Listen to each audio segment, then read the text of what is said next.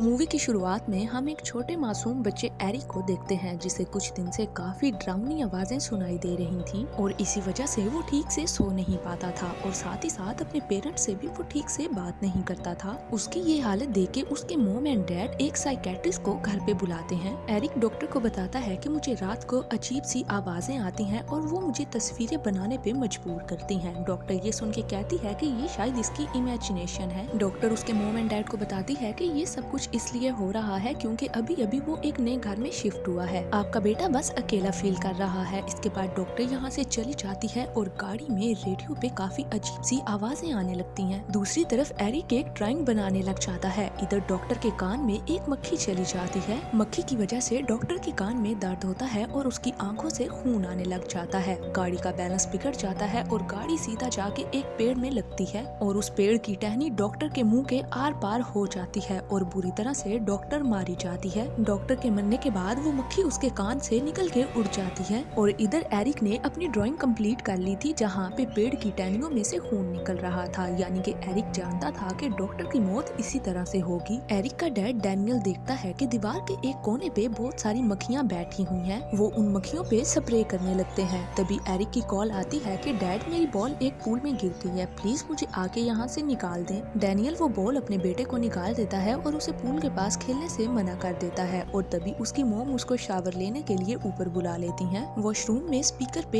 Eric को डरावनी आवाज आती है जो आवाज उसे कहती है कि तुम्हारे डैड तुमसे नफरत करते हैं। तभी उसकी मॉम सारा वहाँ पे आ जाती है और एरिक उनसे पूछता है क्या डैड मुझसे नफरत करते हैं। सारा कहती है नहीं बेटा, तुमसे ये किसने कहा है, तुम्हारे डैड तो तुमसे बहुत प्यार करते हैं। रात को सारा डेनियल से पूछती है क्या तुमने एरिक को कुछ कहा है। डेनियल कहता है नहीं, मैंने तो कुछ भी नहीं कहा। डेनियल कहता है वो बस अकेला है, जब वो स्कूल जाएगा नए दोस्त बनाएगा तो सब कुछ नॉर्मल हो जाएगा। आधी रात को डेनियल को किसी की आवाज आती है। वो बाइक जाके देखता है तो वो आवाज गेट की थी। वो गेट को बंद करके अंदर आ जाता है। अंदर आने के बाद वो फोन को चेक करता है। फोन पे एरिक की आवाज आती है कि अब मुझे तंग मत करो, मुझे सोने दो। दूसरी तरफ एरिक के रूम में एरिक का खिलौना खुद ब खुद चलने लग जाता है। एरिक डर जाता है और डर के मारे उसको बंद कर देता है। फिर उसे पर्दे के पीछे किसी के पाँव नजर आते हैं। वो डर के मारे कंबल में छुप के सो जाता है। तभी डेनियल भी अपने बेटे के रूम में आ जाता है। वो जाके उसे चेक करता है लेकिन एरिक बहुत ज्यादा डरा हुआ था और तभी सारा भी इनकी आवाजें सुन के आ जाती है। अगली सुबह सारा एरिक को स्कूल से लेके आती है और अपने हस्बैंड को बताती है कि एरिक को स्कूल से सस्पेंड कर दिया गया है क्योंकि इसने प्रिंसिपल के साथ बदतमीजी की है। सारा कहती है कि अब से डॉक्टर तुम्हारे पास रोज आएगी। एरिक कहता है वो तो मर चुकी हैं। उसके डैड पूछते हैं ये तुमसे किसने कहा है। वो कहता है उन आवाजों ने। जिसके बाद वो डॉक्टर को कॉल करते हैं तो उन्हें मालूम होता है कि डॉक्टर तो यहाँ से जाने के बाद एक एक्सीडेंट में मर चुकी है। अब रात को फिर से एरिक एक ड्राइंग को ड्रॉ करता है। हम उसके रूम में एक बार फिर से किसी चीज का साया देखते हैं। रात को डेनियल की आंख फिर से खुल जाती है। वो नीचे जाके देखता है तो उसे पता चलता है कि गेट तो रात को फिर से खुला है। इसके बाद वो सीढ़ियों की तरफ जाता है तो बाहर सीढ़ियों पे उसे एरिक की शर्ट मिलती है जिसकी वजह से वो चिल्ला के पूल की तरफ भागता है तो पूल में उसको एरिक की डेड बॉडी मिलती है। चिल्लाने की आवाजें सुन के सारा भी बाहर आ जाती है और हम देखते हैं कि विंडो में से उन दोनों को कोई देख रहा था। अगले ही दिन वो एरिक को दफना देते हैं और हम देखते हैं कि वो दोनों अपने बेटे की मौत के बाद बिल्कुल टूट चुके थे। सारा कुछ दिन के लिए यहाँ से दूर जाना चाहती थी, इसलिए वो अपने पेरेंट्स के घर चली जाती है। डेनियल अपने मोबाइल पे एक वॉइस नोट सुनता है जिसमें से उसे एरिक की आवाज आती है कि प्लीज हेल्प मी। ये सब उसको पैरानॉर्मल लग रहा था, इसीलिए वो पैरानॉर्मल एक्सपर्ट से मदद मांगता है। एक्सपर्ट अपनी बेटी रूथ के साथ डेनियल के घर पे आता है और वो चारों तरफ कैमरास लगा देते हैं और वो दोनों रूहों की आवाजें सुनने की कोशिश करते हैं। तभी रूथ को एरिक के कमरे में कैमरे पे कुछ दिखाई देता है। वो अपने डैड से कहती है कि आपके सामने कोई है,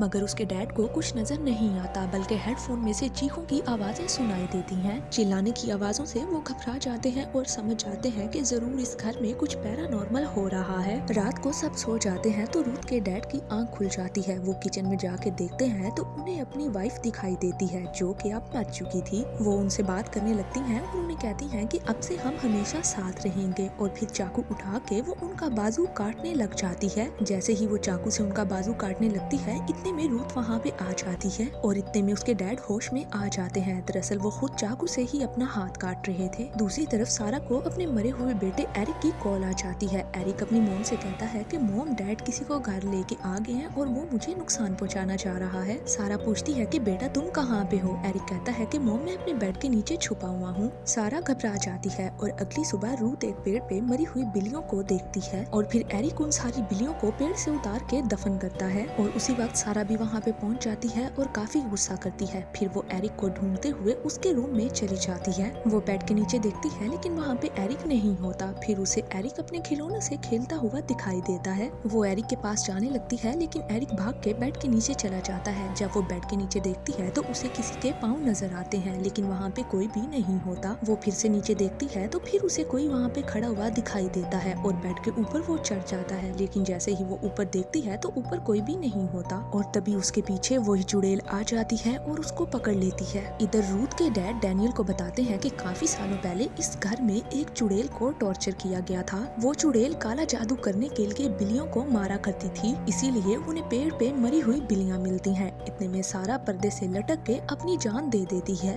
उसके मरने के बाद उसके कान से एक मक्खी निकल के उड़ जाती है। डैनियल अब बिल्कुल ही टूट चुका था। पहले उसने अपने बेटे को खो दिया और अब अपनी बीवी को भी। इधर रूथ सारा के मरने वाली फुटेज को देखती है। उसे फुटेज में मालूम होता है कि उसके साथ वो चुड़ैल भी थी। रूथ के डैड कहते हैं कि वो चुड़ैल इसी घर में मरी थी और इसी घर के नीचे उसकी लाश भी दफन होगी। डैनियल कहता है मुझे मालूम है कि उस जगह तक कैसे पहुंचना है। वो उस जगह को तोड़ने लग जाता है जहाँ से मक्खियाँ निकला करती थी। वो लोग टॉर्च लेके नीचे आते हैं और सब उस चुड़ैल की लाश को ढूंढने लगते हैं। रूथ के डैड को चुड़ैल का वहाँ पे स्केलेटन मिल जाता है। स्केलेटन को टच करते ही उन्हें उस चुड़ैल का पास्ट दिखाई देने लग जाता है। वो बताते हैं कि ये शैतान के लिए काम करती थी जिस वजह से गाँव वालों ने इसको जिंदा चला के मार डाला और फिर वो डिसाइड करते हैं कि इस बुरी आत्मा को हमेशा के लिए ही हमें खत्म करना होगा और इसके लिए उन्हें इसको आग लगा के ही खत्म करना होगा। फिर वो जल्दी से पेट्रोल उठाते हैं और उसे जलाने की तैयारी करते हैं लेकिन जैसे ही वो उसको आग लगाने के लिए आते हैं तो उनकी टॉर्च काम करना बंद कर देती है और फिर वो चुड़ैल आके उनको पकड़ लेती है। रूथ अपने डैड को काफी आवाजें लगाती है लेकिन उनकी कोई भी आवाज नहीं आती। तभी वहाँ पे रूथ को अपनी मॉम दिखाई देने लग जाती है लेकिन रूथ इमोशनल होकर कहती है कि मैं जानती हूँ तुम मेरी मॉम नहीं हो और फिर वो वहाँ से गायब हो जाती है और फिर वो चुड़ैल अपनी असली शक्ल में आ जाती है और रूथ को डराने लगती है। इधर डैनियल के सामने उसकी मरी हुई फैमिली आ जाती है और उसे कहती है कि क्या तुम हमारे साथ चलोगे। डैनियल उन्हें गले लगा लेता है। डैनियल काफी इमोशनल हो जाता है लेकिन असल में वो उसकी फैमिली नहीं थी बल्कि वो ही चुड़ैल थी। डैनियल भी चुड़ैल के काबू में था और फिर अपने आप पे वो पेट्रोल फेंक के आग लगाने लगता है। इधर रूथ के डैड चुड़ैल के स्केलेटन को आग लगाने ही वाले होते हैं कि ऊपर से रूथ आ जाती है। रूथ चाकू लेके अपने डैड के पेट में मार देती है क्योंकि वो इस टाइम चुड़ैल के कब्जे में थी। रूथ के डैड जख्मी हो जाते हैं लेकिन रूथ को वो साइड पे करके उस चुड़ैल के स्केलेटन को आग लगा देते हैं और फिर रूथ के कान से मक्खी निकल के उड़ जाती है। इधर डैनियल भी होश में आ जाता है। सब कुछ नॉर्मल हो जाता है और रूथ फौरन से अपने डैड को हॉस्पिटल लेके चली जाती है। इसके बाद डैनियल अपने बेटे के रूम में जाके उसकी ड्राइंग्स देखता है। वो देखता है कि हर किसी की मौत ठीक वैसे ही हुई थी जैसे एरिक ने ड्राइंग बनाई थी